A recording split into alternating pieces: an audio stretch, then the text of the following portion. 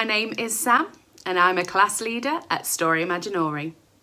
I'm going to be reading for you Ada Twist, Scientist, and it's written by Andrea Beattie and illustrated by David Roberts. And this one is for all those curious ones out there. Shall we have a look together? Ada Marie, said not a word till the day she turned 3. She bounced in her crib and looked all around, observing the world but not making a sound. She learned how to climb and made her big break, with a trail of chaos left in her wake. She ran through the day, chasing each sound and sight, and didn't slow down till she conked out at night. Her parents were frazzled, but tried not to freak, as Ada grew bigger and still did not speak. Clearly, young Ada, with lots in her head, would have something to say when it ought to be said. That's just what happened when Ada turned 3. She tore through the house on a fact-finding spree and climbed up the clock just as high as she could. Her parents yelled, "Stop!" as all good parents would. Ada's chin quivered, but she did not cry. She took a deep breath and she simply asked, "Why? Why does it tick and why does it tock? Why don't we call it a granddaughter clock? Why are there pointy things stuck to a rose? Why are there hairs up inside of your nose?" She started with why, and then what, how and when. By bedtime, she came back to why once again. She drifted to sleep as her dazed parents smiled at the curious thoughts of their curious child, who wanted to know what the world was about. They kissed her and whispered, "You'll figure it out." Her parents kept up with their high-flying kid, whose questions and chaos both grew as she did. Even Miss Greer found her hands were quite full when young Ada's chaos wreaked havoc at school. But this was much clear about Miss Ada Twist. She had all the traits of a great scientist. Ada was busy that first day of spring, testing the sounds that make mockingbirds sing, when a horrible stench whacked her right in the nose, a pungent aroma that curled up her toes. "Zowie!" said Ada, which got her to thinking, what is the source of that terrible stinking? How does a nose know there's something to smell? And does it still stink if there's no nose to tell? She rattled off questions and tapped on her chin. She'd start at the start where she ought to begin. A mystery, a riddle, a puzzle, a quest.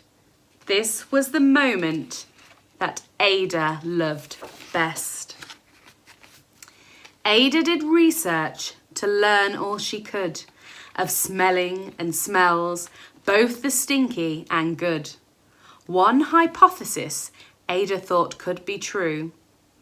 The terrible stink came from Dad's cabbage stew. She tested and tested, but soon Ada knew it was time to come up with hypothesis 2.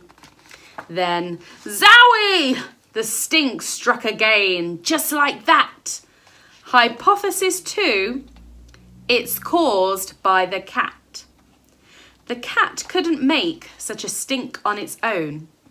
It needed perfume and some fancy cologne. So young Ada tested The test was a flop. She started again, but her parents yelled, "Stop! Ada-Marie, Ada-Marie, to the thinking chair now, by the time we count 3. "Enough," said her mother. "That's it," said her dad. Her parents were frustrated, frazzled and mad. "Why?" Ada questioned. Her mother said, "No." "What?" Ada queried. Her father said, "Go. You've ruined our supper. You've made the cat stink. Enough with your questions. Now sit there and think." She looked at her parents. Her heart turned to goo. Poor Ada Twist didn't know what to do. She sat all alone by herself in the hall, and Ada, once more, could say nothing at all. And so Ada sat, and she sat, and she sat, and she thought about science and Stew and the cat, and how her experiments made such a big mess. Does it have to be so? Is that part of success? Are messes a problem? And while she was thinking, what was the source of that terrible stinking? Ada-Marie did what scientists do. She asked a small question, and then she asked 2. And each of those led her to 3 questions more, and some of those questions resulted in 4. As Ada got thinking, she really dug in. She scribbled her questions and tapped on her chin. She started at why, and then what, how, and when. At the end of the hall, she reached why once again. Her parents calmed down, and they came back to talk. They looked at the hallway and just had to gawk. No patch of bare paint could be seen on the wall. The thinking chair now was the great thinking hall. They watched their young daughter and sighed as they did. What would they do with this curious kid who wanted to know what the world was about? They smiled and whispered, "We'll figure it out." And that's what they did, because that's what you do when your kid has a passion and a heart that is true. They remade their world. Now they're all in the act of helping young Ada sort fiction from fact. She asks lots of questions. How could she resist?